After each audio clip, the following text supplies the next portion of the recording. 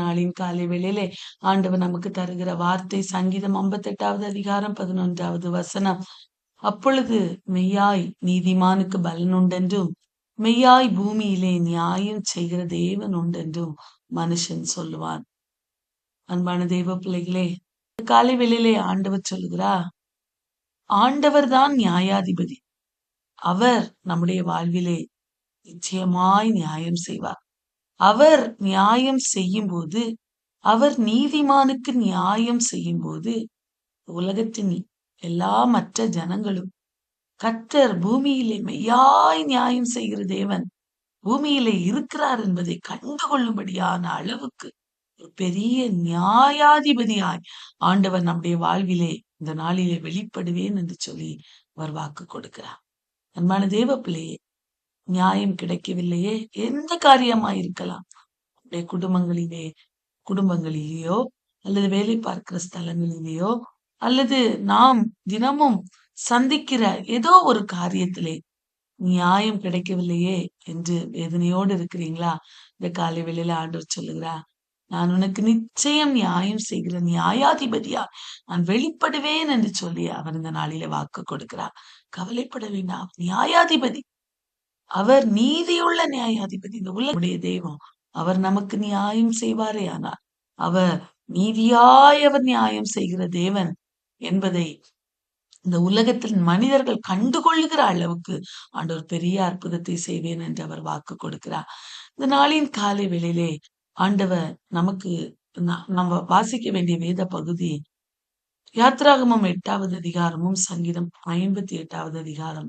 இந்த யாத்ராகமம் 8வது அதிகாரத்திலே நாம் பார்க்கும்போது, நேற்றைய தினத்திலே மோசேயும் ஆரோனும் பாருங்க, பார்வோனுடைய சமூகத்திலே போய் நிற்கிறார்கள். எங்களுடைய ஜனங்களை நீங்க ஆராதனை செய்ய அனுப்பணும். பார்வோனுடைய இருதயம் கடினப்பட்டது. தண்ணீரை ஆண்டவர் அற்புதங்களை செய்கிறார், தண்ணீரை இரத்தமாக மாற்றுகிறார். பாருங்க, எகிப்தில் இருக்கிற எல்லா ஜனங்களும் அந்த வாதையினால் பாதிக்கப்படுகிறார்கள். ஆனா இஸ்ரவேலருடைய வீடுகளிலோ அவர்கள் இருக்கிற பகுதிகளிலோ அப்படி நடைபெறவில்லை என்று சொல்லி பார்த்தோம். இந்த நாளிலே பார்க்கும்போது மறுபடியும் மோசேயும் ஆரோனும் பாருங்க, ஆண்டுடைய இந்த மோசேயும் ஆரோனுமாய் பாருங்க, மறுபடியும் அவங்க பார்வோன் இடத்துல போய் சொல்றாங்க, எங்களுக்கு ஆண்டவருக்கு ஆராதனை செய்ய எங்க ஜனங்களை அனுப்பி விடுங்க. நீங்க ஒருவேளை நீர் எங்க ஜனங்களை அனுப்பி விடலைன்னா உங்க எல்லையெல்லாம் நான் தவளைகளால் பாதிப்பேன் என்று சொல்லி அவர்கள் சொல்கிறார். பாருங்க, தவளை, எகிப்திலே எல்லா இடங்களிலும் தவளை. பாருங்க, எவ்வளவு ஒரு வேதனையான அனுபவம். பாருங்க, அந்த நீர்நிலைகளில் இருந்து தவளைகள் உண்டானதாம். எல்லார் மேலும் வந்து தவளைகள், குளங்கள், நதிகள் மேல, வாய்க்கால், அதுல நீட்டுகிறார்கள் அவர்கள் கோலை. ஆரோன் கையில் இருக்கிற கோலை அவர்கள் அந்த நீர்நிலைகளின் மேல நீட்டும் போது எல்லா இடங்களிலும் தவளைகளால் நிரம்பினது என்று சொல்லி பார்க்கிறோம். இந்த பார்வோன் என்ன பண்றான்னா, உடனே ஈக்குவலா போராடுகிறான். கர்த்தருடைய பிள்ளைகளுக்கு ஈக்குவலா பிசாசும் போராடுவான். பாருங்க, பார்வோன் இந்த மோசேயும் ஆரோனும் தவளைகளை பிறப்பித்த உடனே இவனுக்கும் அவனுடைய மந்திரவாதிகள் எல்லாரையும் கூப்பிட்டு தவளைகளை பிறப்பிக்கிறான். ஆனா நடந்தது என்ன தெரியுமா? அவர்களும் பிறப்பித்தார்கள், ஆனா அதை தடுக்க முடியல அவர்களாலே. ஆனா இந்த அங்கே அந்த எகிப்துல அந்த தவளைகள் பெருகி இருக்கிறத பார்த்த உடனே அவன் சொல்றான், நான் எப்படியாவது உங்களை வந்து ஆராதனை செய்ய அனுப்பி விடுவேன் அப்படின்னு சொல்லி மோசேயும் ஆரோனையும் கூப்பிட்டு சொல்லுகிறான். சொன்ன உடனே மோசேயும் ஆரோனும் என்ன பண்றாங்கன்னா, ஆண்டவருடைய சமூகத்துல விண்ணப்பம் பண்ணுங்க. அவர்களுக்காக விண்ணப்பம் பண்ணின உடனே அந்த தவளைகள் எல்லாம் இல்லாதபடிக்கு தேவன் பண்ணினார். ஆண்டவராகிய கர்த்தருக்கு ஒப்பானவர் இந்த உலகத்துல யாரும் இல்லை அப்படின்னு சொல்லி பார்வோன் கண்டுகொள்ளும். நமக்கு முன்பதாக இருக்கிற ஜனங்கள் கண்டுகொள்ளும் அப்படின்னு சொல்லி ஆண்டவர் அற்புதத்தை செய்கிறா. பாருங்க, எல்லாரையும் விட்டு அது நீங்கி போயிடுச்சு. ஆனா மந்திரவாதிகளால அந்த தவளைகளை இல்லாமல் போக பண்ண முடியல. அன்பான தெய்வ பிள்ளைகளே, ஆண்டவர் ஒருவேளை நீங்க நினைக்கலாம், அந்த உலகத்தில் உள்ள எல்லா இடங்களிலும் அற்புதம் நடக்குது.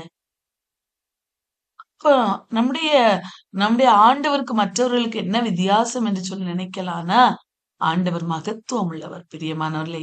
இங்க பாருங்க, எகிப்துல எல்லாரும் தவளைகள பிறப்பித்தாங்க. மந்திரவாதிகளும் பிறப்பித்தார்கள். ஓ ஆரோனுடைய கோலினால மோசேயும் ஆரோனும் சேர்ந்து அதை இது தவளைகளை பிறப்பித்தார்கள். ஆனா ஒரு நாளிலே பிரச்சனைன்னு வரும்போது அவங்க ஆண்டுடைய சமூகத்துல ஜெபித்த போது, மோசேயும் ஆரோனும் ஜெபித்த போது அவர்களால் மாத்திரமே அந்த தவளைகள ஸ்டாப் பண்ண முடிஞ்சது. மந்திரவாதிகளால் ஸ்டாப் பண்ண முடியல பிரியமானவர்களே. ஏன்னா, ஆண்டவர் பெரியவர். அவர்தான் இந்த உலகத்தில இருக்கிற எல்லா ஜனங்களை பார்க்கிலும் பெரியவர். அவருக்கு ஒப்பானவர் இந்த உலகத்தில இல்லை. அவரால் செய்ய முடியாதது என்ற ஒரு காரியம் இந்த உலகத்தில இல்லை பிரியமானவர்களே.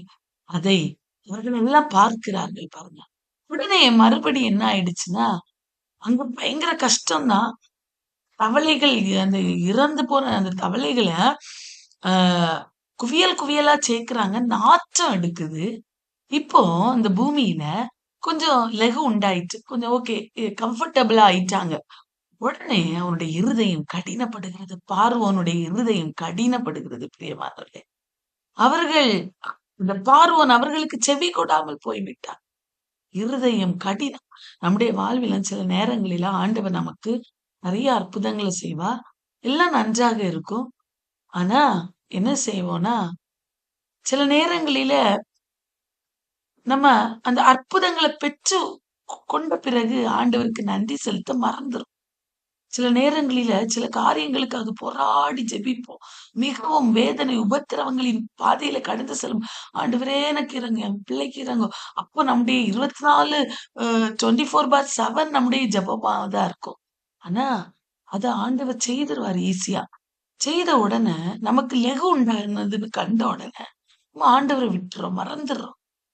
நம்ம ஜெபிக்கிறது கிடையாது, வேதம் வாசிக்கிறது கிடையாது. ஆண்டவருக்காக நிற்கிறதுல நம்ம என்ன செய்துடுறோம்னா, அப்படியே விட்டுறவர்களா காணப்படுறோம். பார்வோனுடைய இருதயம் பாருங்க. ஆண்டவருடைய அற்புதங்களை அவன் பார்க்கிறான். கண்ணார பார்க்கிறான். ஆனா கடினப்படுகிறது இருதயம். இலகு உண்டாயிற்று என்று கண்டபோது அவனுடைய இருதயம் கடினப்பட்டு செவி கொடாமற் போனான். இந்த காலை வேளையிலே நம்முடைய வாழ்விலே இப்படிப்பட்ட அனுபவங்கள் இருக்குமே ஆனா நம்ம அப்படி இருக்கக்கூடாது பிரியமானவர்களே. அவனுடைய சமூகத்திலே நம்ம ஏதாயிலும் போராடி பெற்றுக்கொள்கிறோமே ஆனா அவருக்கு நன்றியுள்ளவர்களாய் காணப்படணும். மறுபடியும் இந்த இருதயத்தை கடினப்படுத்தி ஆண்டவரை விட்டு தூரமாகாதபடிக்கு நம்மை பார்த்து கொள்ள வேண்டும் பிரியமானவர்களே. தவளைகளால் வாதித்து தவளைகள் இப்பொழுது நின்று போயிற்று. லெகு உண்டாயிற்றுன்னு கண்ட உடனே அடுத்து என்ன பண்றாருன்னா மறுபடியும் மோசே ஆரோனும் போய் நிற்கிறாங்க. அவை நான் விடமாட்டேன்னு சொன்ன உடனே சொல்றாரு, இனிமே எகிப்து முழுவதும் நான் பேன்களால் வாதிக்கப் போகிறேன் என்று சொல்லி ஆண்டவர் சொல்லுகிறார் பாருங்க. புழுதியின் மேல் அடித்த போது பேன்களாய் மாறி போனது.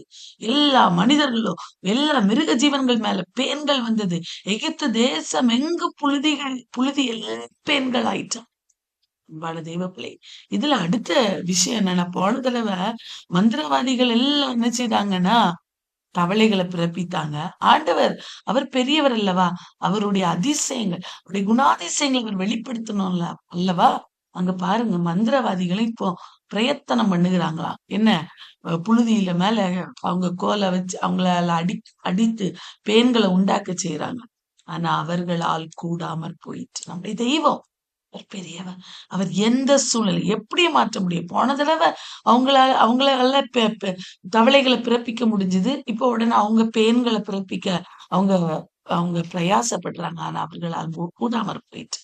ஆண்டவர் நினைக்கிறது அவர்தானே இந்த உலகத்தின் நியாயாதிபதி. அவர் இந்த உலகத்துல வீற்றிருக்கிற தெய்வம் அல்லவா? அவர் நினைத்தால் தான் எல்லாம் ஆகும். அவருடைய உத்தரவு இல்லாமல் இந்த உலகத்துல எதுவும் நடக்காது. அவர்களால் ஒன்று கூடாமற் போயிற்று. ஆனா இப்ப பாருங்க இந்த உலகமே அந்த எகிப்து தேசம் முழுவதும் பாருங்க பேன்களால் நிறைந்திருந்தது. இந்த மந்திரவாதிகளால் கூடாமல் போன உடனே அவங்க சொல்றாங்க இது தேவனுடைய விரல். அன்பான தெய்வ பிள்ளையே, நம்முடைய வாழ்விலே ஆண்டவர் நமக்காக செய்ய போகிற காரியங்களை அவர் செய்யும் போது, நமக்காக அவர் நியாயாதிபதியாய் எழும்பி நிற்கும் போது பாருங்க, இந்த வாதைகள் எல்லாம் இஸ்ரவேல் ஜனங்களுக்கு எதுவுமே நடக்கல பாருங்க. அவர்கள் இருந்த தேசத்துல எந்த பாதிப்பும் நடக்கல. அதுவும் எகிப்துல தான். ஆனா எகிப்தியர்கள் அதனால் பாதிக்கப்பட்டார்கள். இதெல்லாம் பார்த்த மந்திரவாதிகள் சொல்றாங்க, இது தேவனுடைய விரல். ஏன்னா அவங்க அவங்களுடைய தேவர்கள் எல்லாம் வச்சு கூப்பிட்டு பாக்குறாங்க, பேன்களை உண்டாக்க பிரயத்தனம் பண்ணுகிறாங்க, முடியல. ஏன்னா ஆண்டவர் பெரியவர். பிரியமானவர்களே, தேவனுடைய விரல் என்று கண்டு கொண்டார்கள். மறுபடியும் பார்வோனுடைய இருதயம் கடினப்படுகிறது, செவி கொடாமல் போனார்.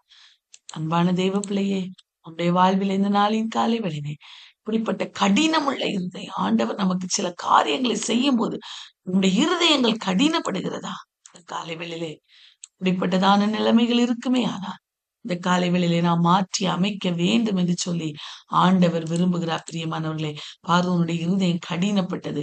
இப்பொழுது மறுபடியும் ஆரோனும் மோசையும் போய் நிற்கிறார்கள். நீ மறுபடியும் எங்களை ஆராதனைக்கு போக விடவில்லை என்றால் உன்னுடைய வீடுகள் எல்லாருடைய வீடுகள் மேலும் வண்டுகளினால் என் ஆண்டவர் வாதிப்பார் என்று சொல்லி வண்டுகளினால நிரப்புகிறார். பாருங்க, ஆண்டவருடைய சமூகத்துல விண்ணப்பம் பண்ணும்போது வண்டுகள் எகிப்து தேசம் முழுவதும் வந்து நிரம்பினது. பிரியமான, ஆனா இஸ்ரவேல் ஜனங்கள் வாழ்ந்த கோசே நாட்டில் மாத்திரம் வண்டுகள் வராதபடிக்கு தேவன் அந்த நாட்டை விசேஷப்படுத்தினார். இந்த உலகத்திலே எவ்வளவு பெரிய கொடிதான துன்பங்கள் துயரங்கள் இருந்தால் ஆண்டவர் நம்மை விசேஷித்தவர்களாய் எண்ணுகிறார். இஸ்ரவேல் ஜனங்களை விசேஷித்தவர்களாய் எண்ணினார் அல்லவா? பாருங்க, சொல்றாரு, என் ஜனங்களுக்கும் உன் ஜனங்களுக்கு வித்தியாசம் உண்டாகும்படி செய்வேன். இந்த காலை வேளையிலே என்னுடைய வாழ்விலே ஏன் இவ்வளவு பிரச்சனைகள் போராட்டங்கள் என்று சோர்ந்து போயிருக்கிறீங்களா? ஆண்டவர் சொல்றார், அவர் நியாயாதிபதி. அவரை தேடுகிற பிள்ளைகளை அவர் ஒருபோதும் கைவிடுகிறதில்லை.